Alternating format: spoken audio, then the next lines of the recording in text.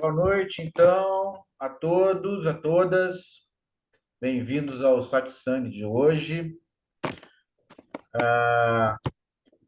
Hoje a gente vai falar sobre o caminho da bem-aventurança, né? Qual que é esse sentimento da bem-aventurança? E o que vem antes desse sentimento, né? Que, na verdade, é um estado de espírito. O estado de espírito é constante, né? Essa aqui não é uma emoção passageira, né? Então,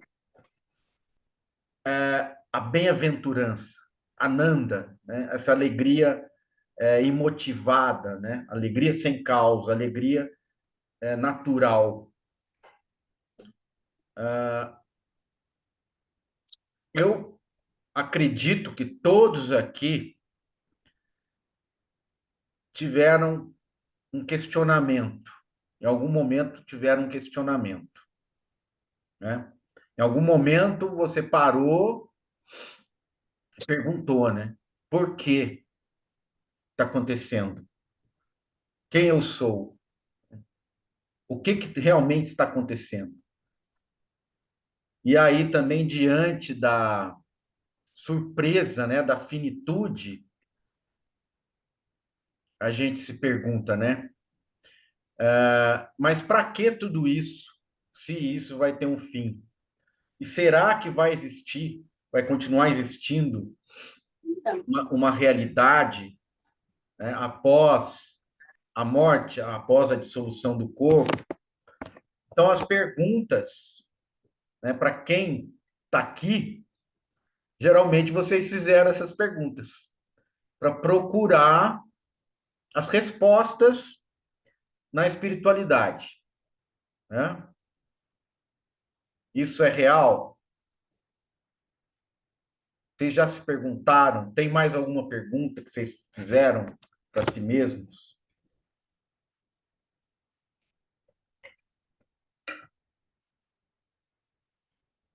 Aí eu também queria falar, se vocês puderem, né, abrir a câmera, né, o pessoal que já está aberto, que daí a gente já consegue fazer uma interação mais eficaz, né? Se puder. Então vamos lá. O que ressoou aí que fez você se movimentar para esse caminho, né? Para essa direção? O que aconteceu? E quando que aconteceu? Não estou entrevistando vocês hoje. Quem vai falar? Não se acanhem. Posso falar? Vai lá, Lili.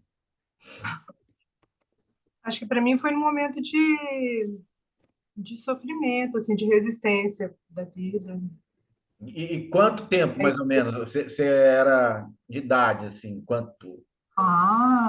uns 20, 21, mais ou menos. Uhum, entendi. E qual que foi a sua pergunta? Qual que era o sentido daquilo que estava acontecendo? O sentido de todas as coisas, o sentido dos Por que daquilo? acontecimentos, do sofrimento, né? Uhum. Olha que legal. E aí, alguém mais quer falar?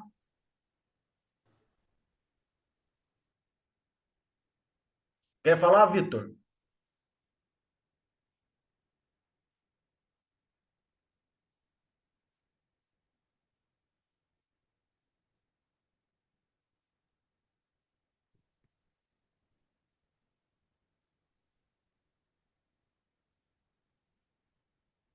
Eu lembro-me de,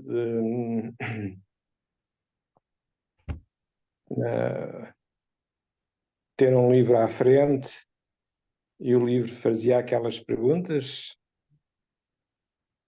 habituais que nós temos e eu disse, é isto que eu quero saber. É isto. Muito legal, muito bom. Mais alguém quer dar o seu depoimento? Quer, Heloísa?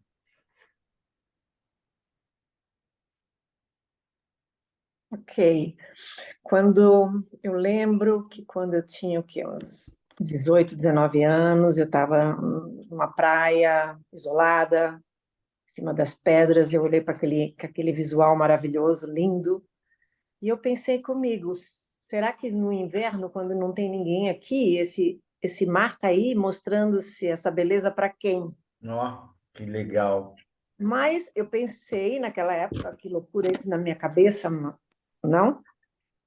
Porque como? Mas por que que esse mar estaria aí 24 horas, todos os dias da semana, sem ninguém aproveitar isso? Uhum. Então começam os questionamentos, né? Que eu lembro, assim, talvez foi uma das primeiras coisas. Muito, muito lindo também, né? Você Obrigada. falou isso, eu lembrei que quando eu vou em cachoeira, né? Alguma cachoeira, você entra na cachoeira, depois você sai, a cachoeira continua lá, né? Uhum, Caindo, fluindo, né? exatamente. Tá lá. E mesmo que não tenha ninguém, né? Presenciando. Isso também é um- uma instigação, né? O que que é isso? Né? Então, eu acho que o grande começo é, ao mesmo tempo, uma perplexidade e um encantamento, né?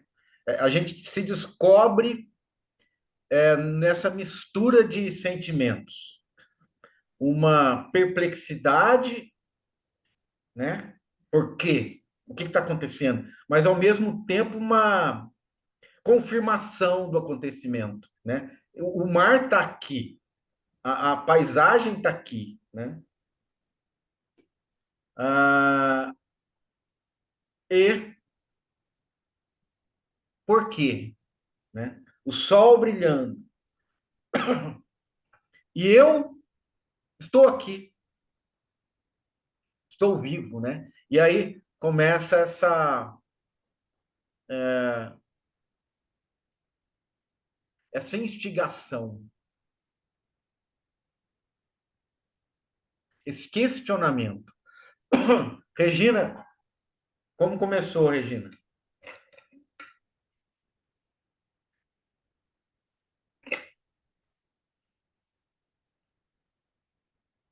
Abre o microfone.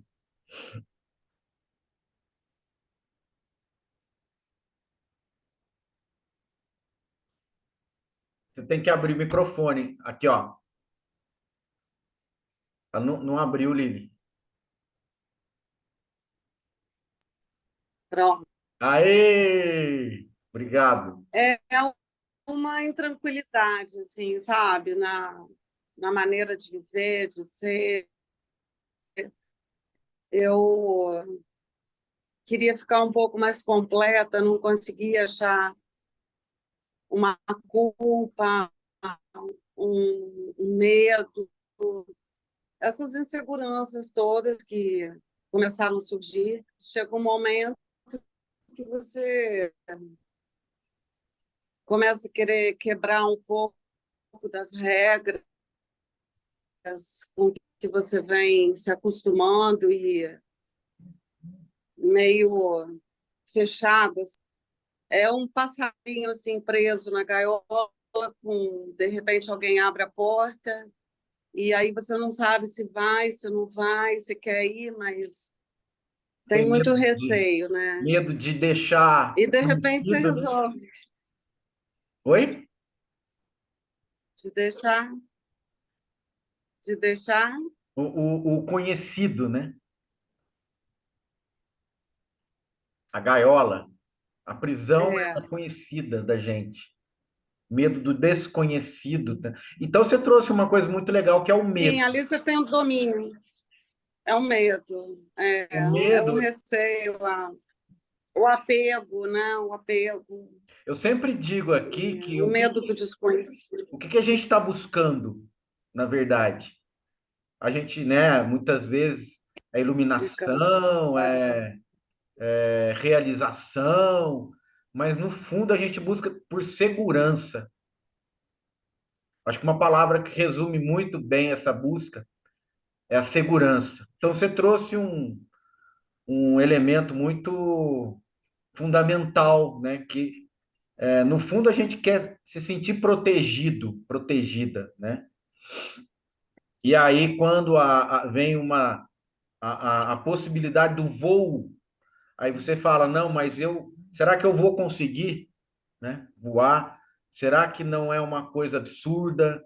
Será que vai acontecer alguma coisa comigo? Aí vem a insegurança, né? Essa questão da insegurança.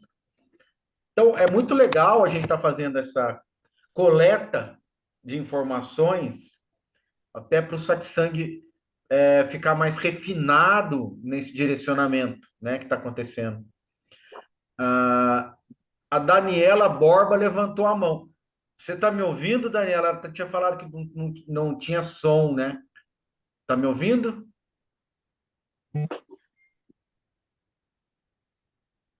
Ela que eu acho que é de Peixoto, né, Lili? Não? Ela levantou a mão. Não, ela levantou a mão, mas ela não está respondendo também. Eu estou tentando falar com ela aqui, ela não está Ah, respondendo. tá. Sim. Então vamos prosseguir, gente. Ah, eu falo com ela. Tá. Olha, para dar assim, uma ilustrada também nessa questão da busca, tem uma história sobre Buda, né, que na época ainda não estava totalmente na dita iluminação, né? Então, ele tinha 9 anos e ele estava presenciando um camponês arar a terra. E aí, naquele revolver da terra, apareceu uma minhoca. E nisso veio um pássaro e pegou a minhoca. E aí veio um outro pássaro do outro lado da minhoca e pegou a minhoca. E os dois disputaram a minhoca. E aí a minhoca acabou arrebentando, né? E cada um saiu para um lado, tal. E aí aquilo marcou o Buda quando criança, né? E aí esse fato ele começou a se perguntar, mas por que que tem que ser assim? Por que que existe o sofrimento, né? Por que que os seres teriam que ter esse tipo de manifestação, né? Então, logo vem a pergunta, né? Então, a pergunta está incitando você a percorrer esse caminho, né? Se dispor, né? A fazer esse caminho, ok? Então, gente, é bonito isso, da gente estar todo mundo junto nisso. E aí, vocês sabem, né? Depois, com a maturidade, ele resolveu, né? O Siddhartha, né? O Buda, resolveu, então, abandonar o palácio, né? Porque ele era um príncipe, abandonar o palácio e buscar essa resposta nas experiências, né? E ele foi muito intenso, né? Muito determinado. Então, o que a gente vê aí dos grandes mestres? Essa determinação, esse investimento, né? Então, a espiritualidade, ela não pode ser somente um hobby, somente um passatempo, né? Ela tem que ser, né, para a gente realmente realizar, né, reconhecer esse cerne da espiritualidade, ela tem que ser uma dedicação, né? Ela tem que ter uma coisa levada a sério, algo que você se dedique, né? Então, ela tem que ter, assim, entre os valores da sua vida, os interesses da sua vida, algo que te mova para isso, né? E não é agradável. esse percurso, né? Seja de Cristo, seja de Buda, seja dos grandes mestres, esse percurso é um percurso árduo, né? Então, até o Buda conseguir saber para onde ele ia, para onde ele iria, se passou muito tempo, muitas experiências, experiências com ascetas, né, com sadhus na Índia, quando ele se dedica às práticas mais severas, né, de jejum, de mortificações, né? Então, veja, o próprio Buda não teve esse esclarecimento de imediato, né? E a gente ouve, né, que nas vidas passadas ele já estava nesta vida preparado para esse despertar. E mesmo assim, ele titubeou, né? Mas ele não deixou de procurar. Ele não desistiu. Então, qual que é a diferença entre esses grandes mestres e aquelas pessoas que não se realizaram, vamos dizer assim? A dedicação, né? Quando Cristo vai para o deserto, ele não desistiu no primeiro dia, na primeira noite, na primeira semana, ele continuou, ele insistiu, né? Quando o Buda vai praticar, né, com os ascetas, ele insiste até a beira da morte, até a beira da morte. E aí, quando ele estava completamente já desfalecido, ele ouve, ele estava na beira de um rio, e alguém passa de balsa, e ele ouve um diálogo na balsa. Ele ouve um professor de música dando uma aula, né, para um menino, e aí ele fala assim: se você apertar muito a corda da cítara, estoura. Se você deixar frouxa, não toca. Essa simples frase, que para a gente poderia não significar nada, tocou o coração de Buda e Buda, então, se levanta. Ele teve um discernimento, né? Ele fala: se eu continuar nessa prática, eu não vou aguentar e vou morrer. E também não, e vou morrer sem conhecer a verdade.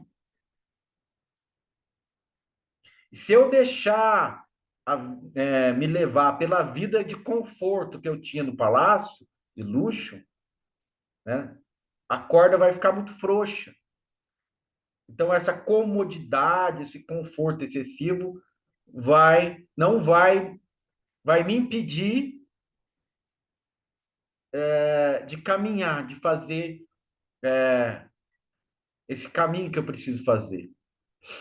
E aí foi nesse momento que ele levanta e ele declara: o meu caminho é o caminho do meio, né? Então veja que os grandes mestres apontam caminhos, tá? Então ele diz: o meu caminho, ele está também, como ele trouxe o ensinamento, ele mostra para você, falando que ele está falando sobre ele, mas falando sobre nós, né?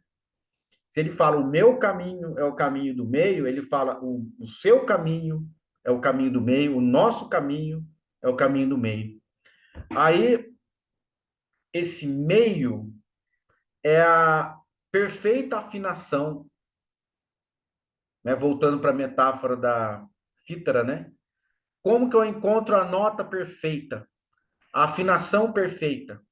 Eu não posso esticar muito, eu não posso deixar frouxa. Só que nessa afinação, nessa refinada, aí há um refinamento, né? Você começa a entrar, nem tá frouxa, nem tá apertada, mas também não tá na nota certa. Então ainda não é o meio. Então, quando que eu vou atingir essa nota certa? Né? E aí é algo sutil. A nota certa é sutil. Então, o que o Buda está falando? O meio é sutil.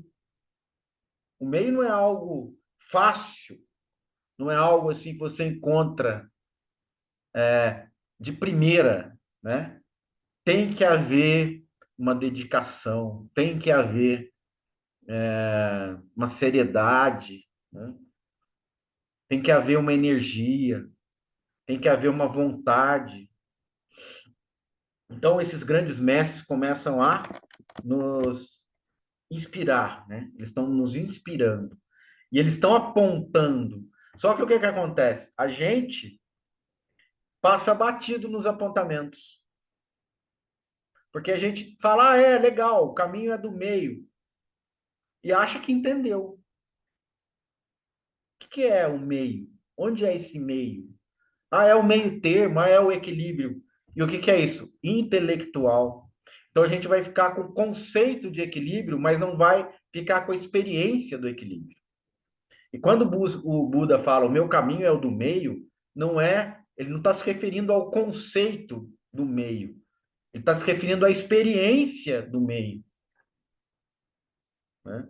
Então eu vou buscar a experiência do equilíbrio e não achar que eu tenho esse equilíbrio e que eu sou o portador desse equilíbrio, reconhecendo no meu interior que eu não possuo esse equilíbrio. Né? Então aí é uma investigação também interna. Cada um de nós sendo sinceros, totalmente honestos com relação a isso. Porque o que acontece? Quando a gente começa uma investigação sincera, as nossas defesas se apresentam e diz: está tudo certo, você já sabe. Está tudo certo, você já é equilibrado, você já é equilibrado. Está tudo certo, você já é iluminada. Você já realizou. Você não precisa de mais nada, né? E o que está falando? É a comodidade, é a resistência e é o medo, como a Regina trouxe. A porta da gaiola está aberta. Você vai sair? Aí vem uma voz e fala: não, tá tudo certo, você não precisa sair. Não tem nada lá fora que te interesse. Né? É a voz do quê? Do medo, a voz da resistência, a voz da limitação. Fica aqui nesse casulo que é melhor. Fica aqui nesse espaço que você está segura. A gente pensa isso. Né? Então, os grandes mestres, eles nos desafiam, eles não estão brincando de ser mestre. Eles são mestres, realmente. Né? E aí eles nos desafiam, instigam, aponta para aquilo que você não quer que aponte. Declara verdades que você não quer ouvir. Né? Mas o bacana desse movimento, né, que a gente teve, todo mundo perguntando o que será que é. A Heloísa trouxe. Por que que a realidade é assim? Aquela praia vai ficar lá, eu vou deixar aquela praia, ela vai continuar lá. Né? A lua continua lá, mesmo a gente não olhando para o céu. A Via Láctea está lá. O conglomerado de galáxias estão lá. O centro da galáxia, né, que dizem que é um buraco negro, está lá. Então, tudo isso, para quê, né? Se ninguém está vendo.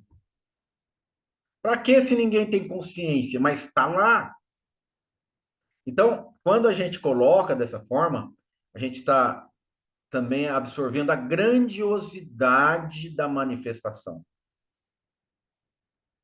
E é bom a gente olhar, assim, olhar para o seu lado, Você está aí no cômodo da sua casa, em frente ao computador, em frente ao celular, tá?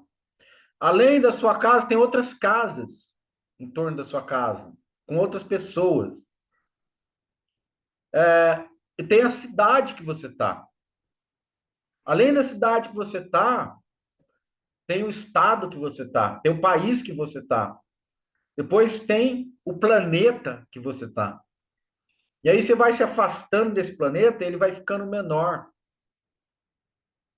E aí daqui a pouco ele é só um ponto azul pálido, quase desaparecendo,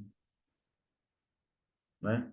Foi quando aquela sonda, né? Acho que a Voyager virou, quando estava passando por Júpiter, virou e capturou a imagem da Terra, um pálido ponto azul. Então vamos pensar assim também sobre essa visão que a sonda capturou, né?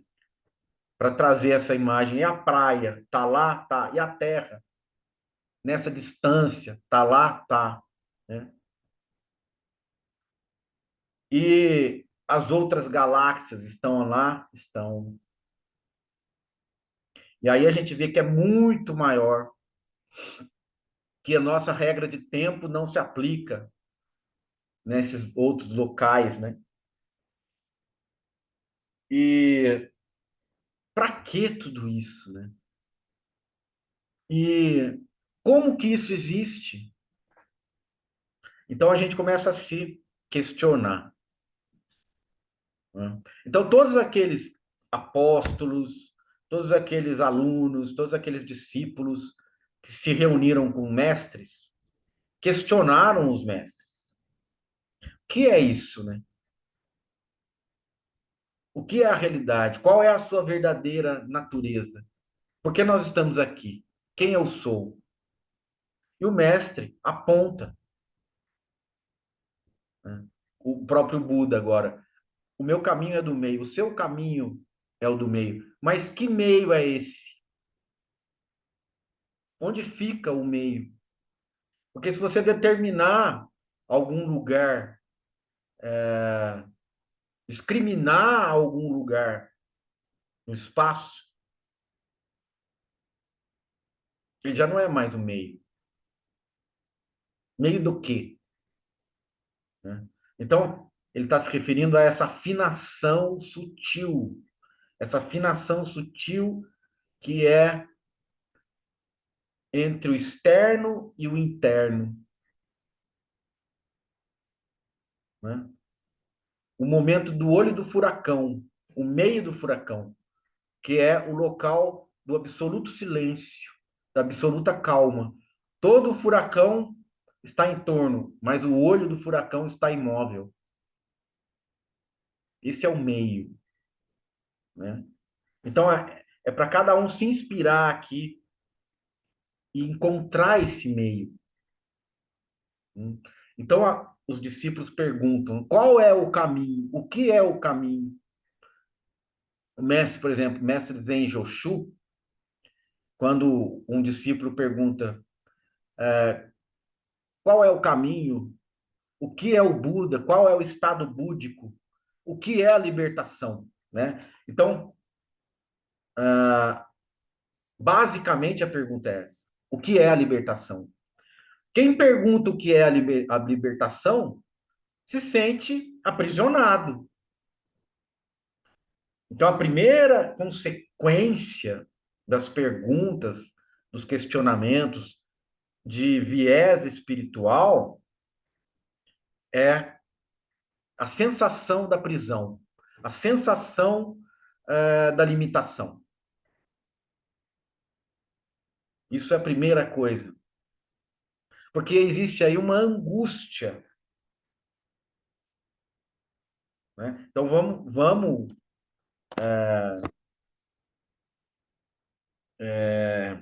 admitir, há uma angústia existencial acontecendo, né? E aí esse discípulo vai procurar o mestre, esse discípulo se dispõe. Ele quer o quê? a libertação. Então, quando esse discípulo pergunta, mestre, como eu consigo me libertar? Onde está a libertação? Né? Onde está o estado búdico? Onde está a nossa natureza real, verdadeira natureza? Que foi a pergunta, né, que a Márcia deixou aqui, né?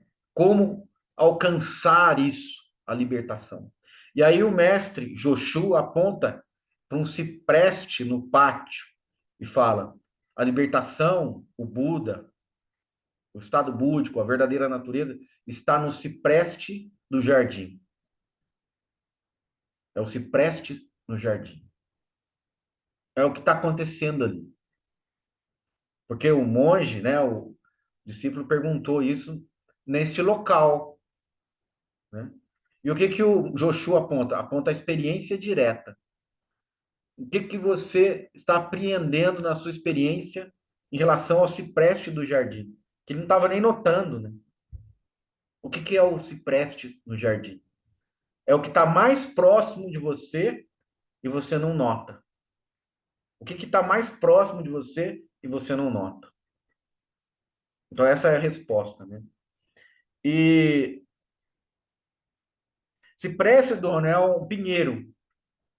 É uma espécie de pinheiro, tá? Que isso aconteceu no Japão, né? Então, cipreste, um pinheiro japonês, assim, né? E, geralmente nativo, né? Que se planta também nos pátios dos templos do Zen.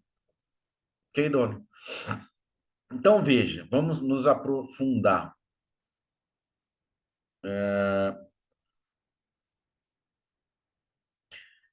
Em João 14:6, né? No evangelista, né? João, Cristo também é questionado. Qual é o caminho? Olha a pergunta. Se você está perdido, está perdida, você não sabe para onde ir. O que que acontece? Você pergunta para onde eu vou? Qual é o caminho? Então, o bacana também, a gente sabe depois o desdobramento disso, mas veja que Cristo foi interpelado, questionado. Cristo é o grande mestre. E o apóstolo pergunta: qual é o caminho? E aí Cristo fala: eu sou o caminho. Olha essa sutileza. Eu sou o caminho. E aí ele complementa: eu sou a verdade. Eu sou a vida. Então a resposta é essa. E aí ele complementa: ninguém vai ao Pai senão por mim. E da onde que ele está falando? Em que instância ele está falando? Não é da instância pessoal. Não é da instância de Jesus, né? De Joshua, né? De Joshua. Ele é da instância crística, se a gente quiser nomear, né? Do ungido, aquele que é o Buda é o desperto, o Cristo é o ungido, né? Que corresponde a esse estado, né? De completo despertar. E ele, desse estado, ele fala: eu sou o caminho. Então, quem falou ali foi a fonte. A fonte se manifesta apontando a própria luz. Então, se desloque até mim, venha para mim, olhe e siga por aqui. Ele dá a instrução. Ele não deixa você abandonado. Ele dá essa instrução. Mas com o ouvido, né? Depois ele também observa isso, dá essa instrução, né? Né? Aqueles que têm ouvido, ouçam, percebam o que eu estou falando. Né? O pior surdo é aquele que não quer ouvir. Então, ele sempre está enfatizando, né? Alertando. Venha por aqui. Ele não deixa você sem resposta. Mas o que é esse aqui? Qual é a instância? Da onde ele está falando? Ele está falando da fonte. Porque ele é a fonte. Eu e o Pai somos um. Então, o que aconteceu? Ele reconhece a si mesmo como fonte. E ele mostra para você que você pode vir trilhando isso, porque você é capaz de seguir esse caminho. Ele acredita na sua natureza. Ele sabe que a sua natureza é a mesma da dele. Ele sabe que você também é a mesma fonte da dele. Então ele fala: venha por aqui. Venha por aqui. Eu sou o caminho. Eu sou. Né? Eu sou a verdade. Eu não minto. Eu não iludo. Eu falo para você com a melhor intenção. Eu sou a verdade, o que ele fala? Eu não estou te enganando. Eu não trabalho com a ilusão. Eu não trabalho com a mentira, né? Eu não me dou com a mentira. Eu sou a verdade. Pode acreditar, né? Pode vir. Por isso que também ele é descrito como o bom pastor. O pastor, eu fiquei sabendo disso depois, mas é muito bonito. O pastor, ele é aquele guia das ovelhas. Por onde ele passa, o rebanho passa atrás, sem risco. O pastor conhece o melhor caminho. O pastor não coloca o rebanho em risco, em perigo. Por onde ele vai, a ovelha passa sem temer, sem receio algum. Então, é uma confiança absoluta no pastor. Né? Então, essa confiança absoluta no mestre Jesus, por exemplo, né? Que nós estamos falando hoje dele. A confiança absoluta é: eu sei que é verdade o que você está me falando. Eu não estou questionando, não estou colocando em dúvida. Porque ele fala: eu sou o caminho. E é verdade que eu sou o caminho. Porque se eu sou a verdade, é verdade o que eu falo. É verdade o que eu estou verbalizando. E a vida. E aí ele aponta para algo mais sutil. E aí você pode questionar: mas o que é a vida? Quem nos deu a vida? Como surgiu a vida? Como surgiu a nossa vida? Como surgiu a sua vida? Quem criou essa vida? Né? Então aí também é dado, né? Ele dá um koan para a gente, né? Uma questão para você se debruçar, que é: eu sou a vida. E a vida como surgiu? A vida como se mantém? A vida como é? Como será? Né? Então a gente começa a se dedicar a olhar mais profundo sobre a experiência da vida. Aí ele complementa: ninguém vai ao Pai senão por mim. De quem que ele está falando? Da verdade.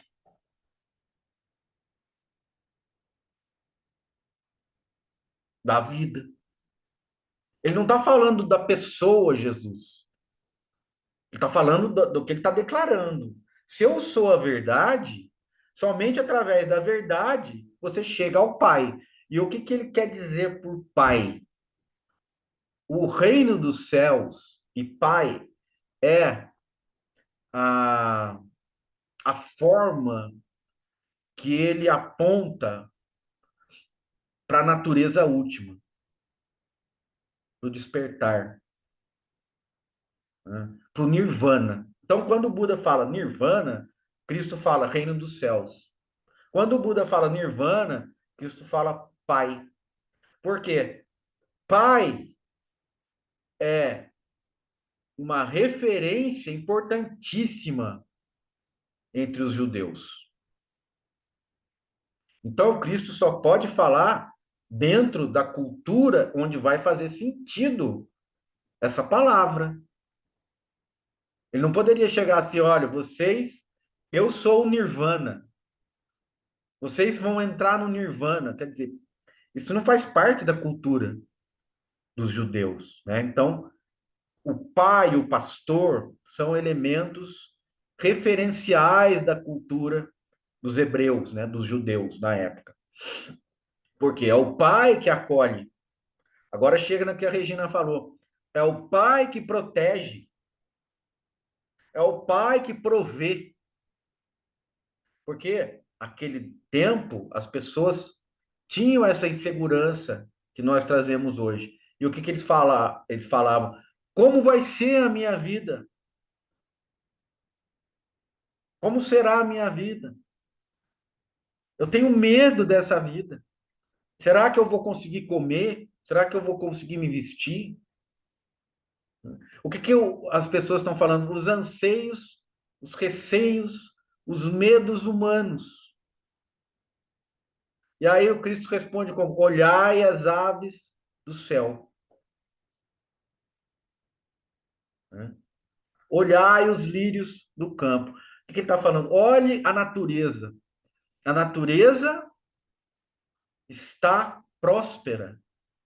A natureza viceja. As flores no campo florescem.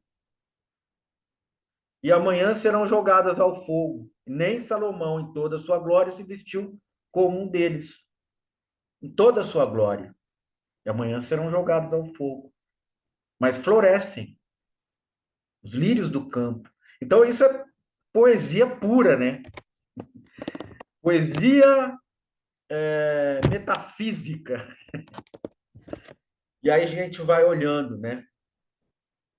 Olhai as aves do céu, elas não semeiam, nem colhem, nem guardam em celeiros, mas o vosso Pai Celestial as alimenta. O que ele está falando? Elas são protegidas. Não há motivo para medo. Permaneçam seguros. Sintam-se seguros. Então, o que ele quer passar, né? Aquilo que a gente busca tateando no escuro, que é segurança. A segurança é a máxima realização. Segurança em relação a todas as coisas. Porque aí você consegue saber que a fonte que você é, em todos somos, e Cristo declarou que era, não pode ser atingida, não pode ser molestada, não pode ser prejudicada. É como a sombra na água. A água não molha a sombra. É impossível.